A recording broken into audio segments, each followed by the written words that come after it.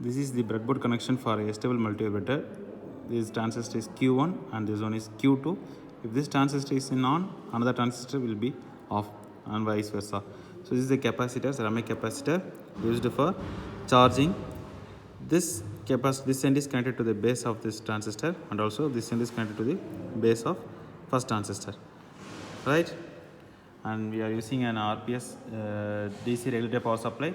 This we can vary voltage from 0 to 30 volts. This is positive and negative terminal. This one is an earth and we are not connecting here, positive and negative. And we are using CRO, cathode ray oscilloscope for seeing or viewing the output, right? So first we will switch on the RPS. Initially 0 volt is 0 and there will be output is DC, there is no output. When I am increasing the voltage,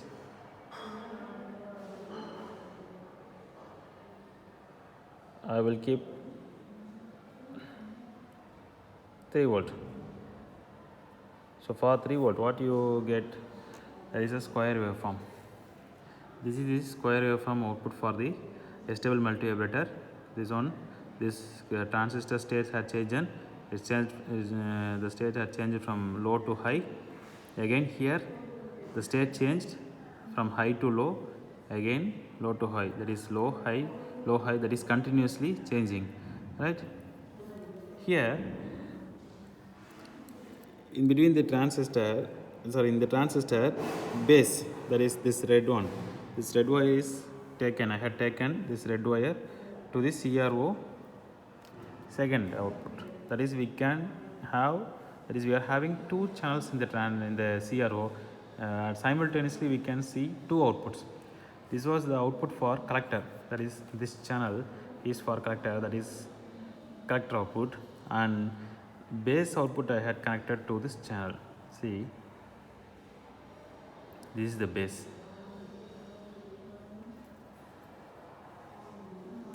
So from this you can easily understood that capacitor gets charging when it reaches breakdown voltage of the transistor. The state had changed and it continues for another state.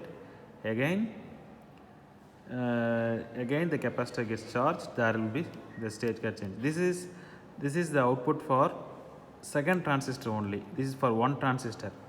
If I connect an output for another, there will be another base output for at this point for this. Okay, the capacitor gets charging when it reaches VBE, that is a breakdown voltage of the transistor. Here the transistor state had changed.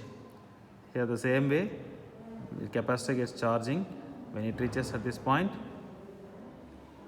the transistor state had changed. Okay, right.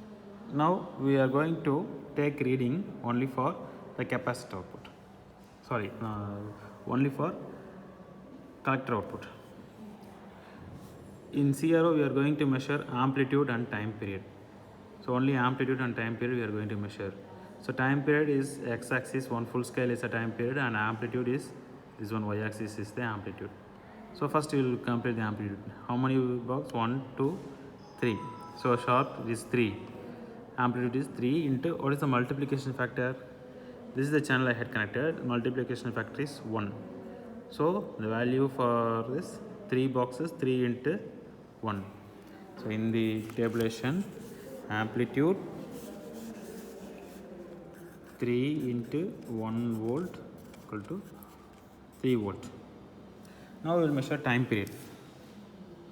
Time period is a full scale. The full time period, one full cycle is a one full time period. That is, it will start from here and again up to this. It is like slightly the zone is moving once again.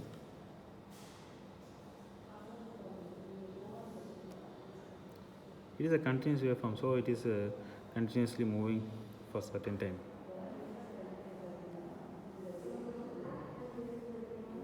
Okay, so we can quickly take the readings. So one full cycle from starting from this point to this point is a one full cycle.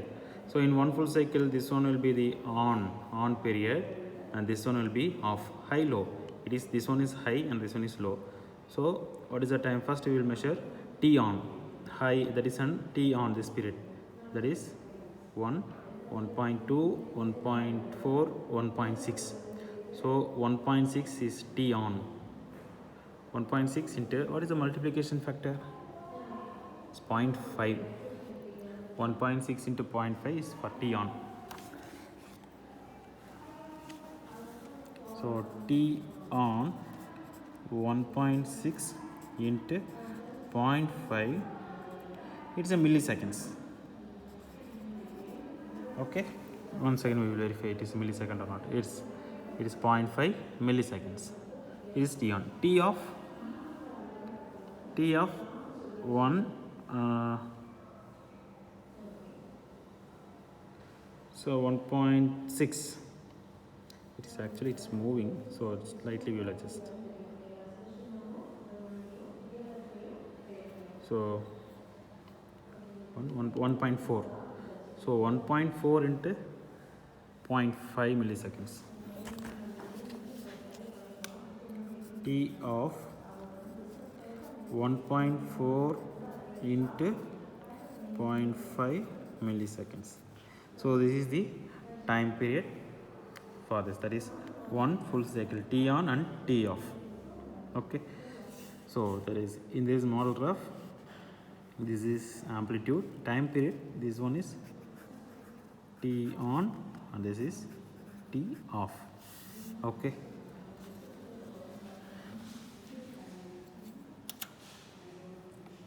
right, it's continuously moving, we have to stop. Okay, so for so before switching off the RPS, what you have to do, we have to make the old RPS as 0, so that you will get the 0 output, that is a ground output, 0 output, and then we have to switch off the RPS. Thank you.